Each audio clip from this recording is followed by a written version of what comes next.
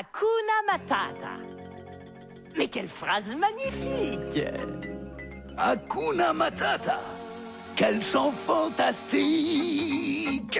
Ces mots signifient que tu vivras ta vie sans aucun souci.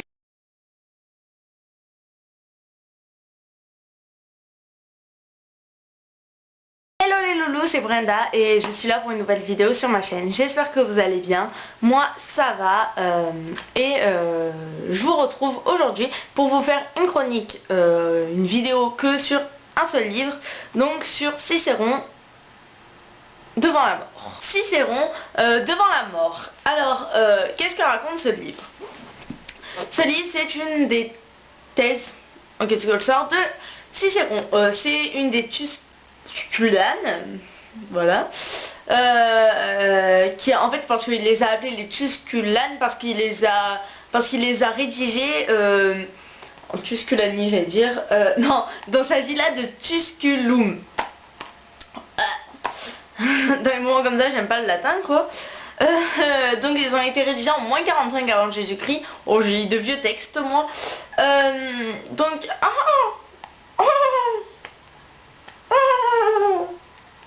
voilà. Donc j'ai lu ça pour le latin, vous vous doutez bien, vu comme j'ai un exposé sur Cicéron et vu comme j'aime lire, je me suis dit oh, ça serait trop cool que je puisse gratter des points à la fin en parlant de ce livre quoi. Puis ça fait la fille super intéressée pour son exposé alors qu'elle a fait 24 heures avant qu'elle devait le faire normalement, mais bon on n'y est toujours pas passé parce que cette prof elle est pas là depuis une semaine. Bref. Du coup c'est un livre qui raconte enfin Cicéron dans ce livre nous raconte... Ah c'est compliqué à raconter en fait. Dans ce livre c'est comme si on avait deux illustres orateurs qui se parlaient. Donc je pense que lui qui a mené tout le truc c'est Cicéron. Voilà, et du coup c'était en forme de dialogue. Bon je vais pas vous cacher que des fois Cicéron s'en foutait de son partenaire, enfin de son partenaire, de son dialogueur quoi. Et il se faisait un petit kiff et il parlait tout seul comme ça pendant des pages. Bref, dans ce livre on va parler de la mort, vous l'avez bien compris. C'est est-ce qu'on meurt vraiment un jour? Est-ce que notre âme meurt? Est-ce que... donc est-ce qu'on est immortel ou pas? Est-ce que quand on meurt on devient une divinité comme si vous savez ou pas, on dit que César est devenu une divinité après la mort. Voilà ce genre de truc. Toi tu t'éteins pas. Voilà, maintenant je sais plus. Aussi on a beaucoup de références à d'autres illustres orateurs, philosophes de cette période, autant grec que romain. Je veux dire on va parler d'Aristote, on va parler de... bien sûr j'ai oublié leur nom maintenant, vu comme... Attends, je les ai rencontrés pendant tout le bouquin mais je m'en souviens plus maintenant. Platon... de plein quoi, et leurs différentes hypothèses. Aussi sur certains points on voyait qu'on n'est pas à nos jours d'aujourd'hui. Oui c'est vrai qu'ils sont beaucoup évolués, autant les Grecs que les Romains, qui à l'époque savaient beaucoup de choses qu'on a perdu pendant le Moyen-Âge qu'on a retrouvé. Donc c'est vrai que tout ça... en quelque sorte beaucoup de choses nous ressemblaient, mais à certains moments il parle du fait que nous sommes, la Terre est au centre de l'univers, et j'étais en mode si tu savais que des siècles plus tard on découvrira qu'en fait le centre de l'univers, en tout cas du nôtre, c'est le soleil, tu seras un peu dégoûté mon petit hein. Voilà, c'est vraiment, c'était très bien. Enfin, je veux dire aussi, à part ce truc du centre de l'univers, il y avait plein de choses par rapport aux personnages de la famille qui sont dans la vie. Par rapport aux places, par rapport au rôle des orateurs, par rapport au rôle des poètes aussi, parce qu'on parle des poètes, par rapport à la vie après la mort, par rapport aux divinités, et aussi ce qui est bien, c'est que Cicéron contredit le fait qu'à l'époque, du coup, ils croyaient en Hadès, Poséidon et tout. Et bon, c'est des Romains, donc ils croyaient en Neptune, Jupiter et Arès. ou un truc dans le genre quoi. Et du coup ça fait que Cicéron ne dit pas que quand on meurt on va aller vivre en enfer. Non non non, lui il dit que quand on meurt notre âme s'élève en quelque sorte de notre corps et notre corps notre corps s'étire. Notre corps s'étire, oui, c'est Sabrina, ton corps s'étire. Enfin, notre âme s'élève et notre âme va vers le haut. Il parle de trucs de science et tout avec... voilà. Je voulais donc du coup je voulais aussi vous lire quelques citations sur ce livre. Alors par exemple voilà une citation que j'ai pris. Je ne tiens pas à mourir mais je me moque d'être mort, que je trouvais assez jolie, poétique, voilà. Il y en a qui aiment les citations comme ça, hein, un peu lugubre. Ah oui, celle-là, j'avoue que ça m'a un peu fait rire. Hein.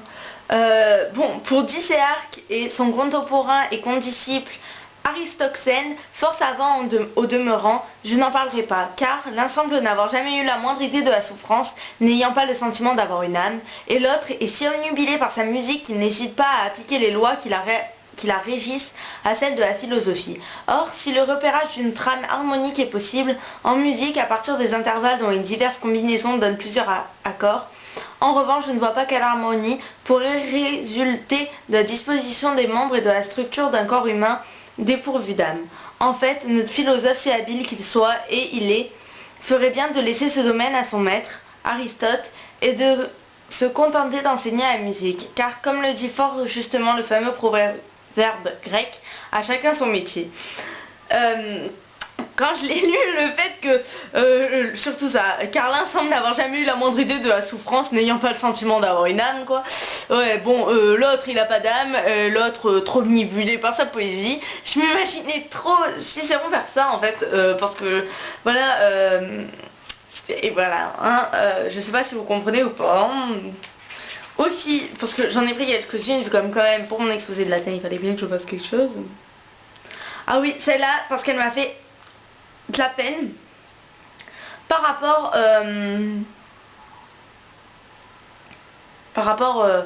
au contexte. Ils disent que c'est triste de mourir à son heure. Ils parlent de l'heure que c'est de mourir. Attends, exactement, c'est mourir est aussi naturel que vivre, voilà. Et donc là, il dit, autre exemple, il faut, dit-on, supporter la mort d'un petit enfant avec résignation. Et s'il s'agit d'un nourrisson, il n'y a même pas à pleurer. Pourtant, la nature, dans le second cas, a repris de façon plus cruelle encore ce qu'elle avait donné. Il n'y avait pas eu le temps de goûter aux douceurs de la vie, nous explique-t-on, tandis que l'enfant, lui, espérait beaucoup d'une vie dont il commençait de jouir. Or, la pensée commune en toutes circonstances est qu'il vaut mieux avoir peu que rien. Pourquoi en serait-il autrement pour la vie ? Quoique Callimaque disait juste que Priam a pleuré beaucoup plus souvent que Trollius. Mais bon, ça on s'en bat les couilles. Et après, on a aussi une autre petite étiquette. C'est... Ah oui, là c'était la mort. Est-ce la meilleure... non, la mort et la délivrance, le mépris de la mort et liberté. Le fait que la mort serait la meilleure chose qui puisse arriver dans une vie humaine. Et en fait, c'est surtout là pour le cours de latin hein, que je vais le raconter. Mais je voudrais bien vous le raconter à vous aussi. Voyons d'abord la légende bien connue des fils d'une prêtresse argienne, Cléobis et Biton. Comme chaque année, cette prêtresse devait être rituellement conduite en char à tête fixe jusqu'à un sanctuaire éloigné de la ville pour un sacrifice. L'attelage tardant à venir, les deux jeunes gens dont je viens de te parler se déshabillèrent, se frottèrent le corps d'huile et s'attelèrent au char. C'est ainsi que la prêtresse, conduite par ses deux fils, parvint au sanctuaire, et l'histoire nous dit qu'elle demanda pour eux à la déesse, en récompense de leur pitié, le plus grand bonheur qu'un être humain puisse recevoir d'un dieu. Après avoir participé au festin avec leur mère, ils partirent se coucher. Au matin, on les retrouvera morts. Comme quoi, la mort serait donc le plus grand présent qu'un jeu pourrait nous faire. Voilà, ce livre, il est vraiment à lire. J'ai beaucoup aimé, voilà. Hein, on va pas se cacher, voilà. je ne pourrais pas vraiment juger, voilà, parce que c'est vraiment un livre plein de revendications, je veux dire, si vous avez peur de la mort, lisez ce livre, en y ressortant vous serez en mode bon, allez viens la mort, je t'accueille comme un vieil ami, référence à HP tout petit, voilà quoi. Donc ce petit point lecture qui doit être super court du coup, sur Cicéron, donc sur ce livre, est fini. J'espère que ça vous a plu, que j'ai fait un mini point lecture en fait, mais c'est que si je le mettais dans le point lecture, j'aurais pas pu vous citer les citations, et que du coup ben voilà, hein, je voulais les lire, et donc du coup ben voilà. Bisous, ciao.